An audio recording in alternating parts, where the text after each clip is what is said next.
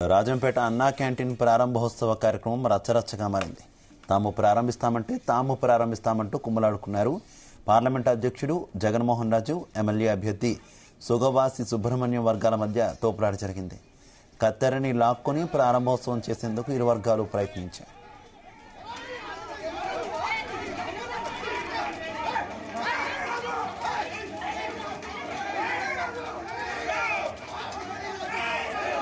ఇదే విషయానికి సంబంధించి మరింత సమాచారం మా కరెస్పాండెంట్ రామచంద్ర అందిస్తారు.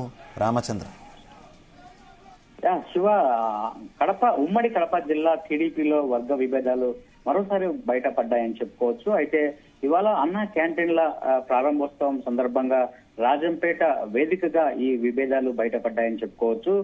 ఏదైతే పార్లమెంట్ అధ్యక్షుడుగా ఉన్నటువంటి జగన్మోహన్ రాజు, అలాగే గత ఎన్నికల్లో ఎమ్మెల్యే అభ్యర్థిగా పోటీ చేసినటువంటి సుగవాసి బాలసుబ్రహ్మణ్యం, వారిద్దరి మధ్య, అలాగే వారి అనుచరులు ఇద్దరి మధ్య తోపులాట గొడవలు జరిగాయని చెప్పుకోవచ్చు. కాస్త ఉద్రిక్త వాతావరణం అక్కడ చోటు చేసుకుంది ఆ సందర్భంలో.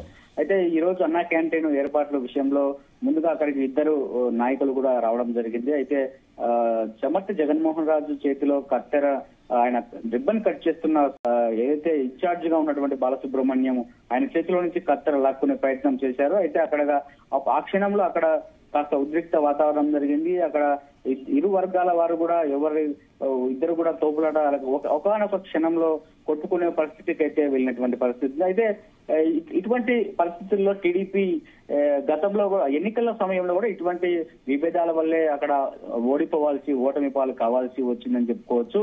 అయితే ఇదే విషయాన్ని ఇన్ఛార్జిగా ఉన్నటువంటి బాలసుబ్రహ్మణ్యం అధిష్టానం దృష్టికి, చంద్రబాబు అలాగే నారా లోకేష్ దృష్టికి కూడా తీసుకెళ్లడం జరిగింది.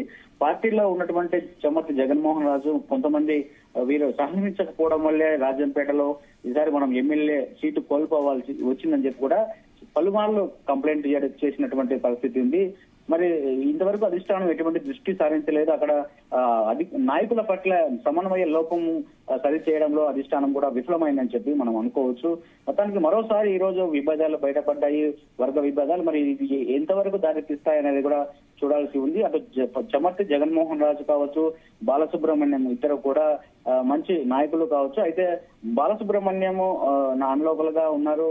అయితే స్థానికంగా ఉన్నటువంటి ఇంకొక నాయకుడు ఏదైతే చెంగల్ రాయుడు కూడా ఉన్నాడో, ఆయన ఈ ముగ్గురి మధ్య కూడా ఏదైతే త్రికోణ పోటీ అలాగే వర్గ విభేదాలు కొనసాగుతున్నాయని చెప్పుకోవచ్చు.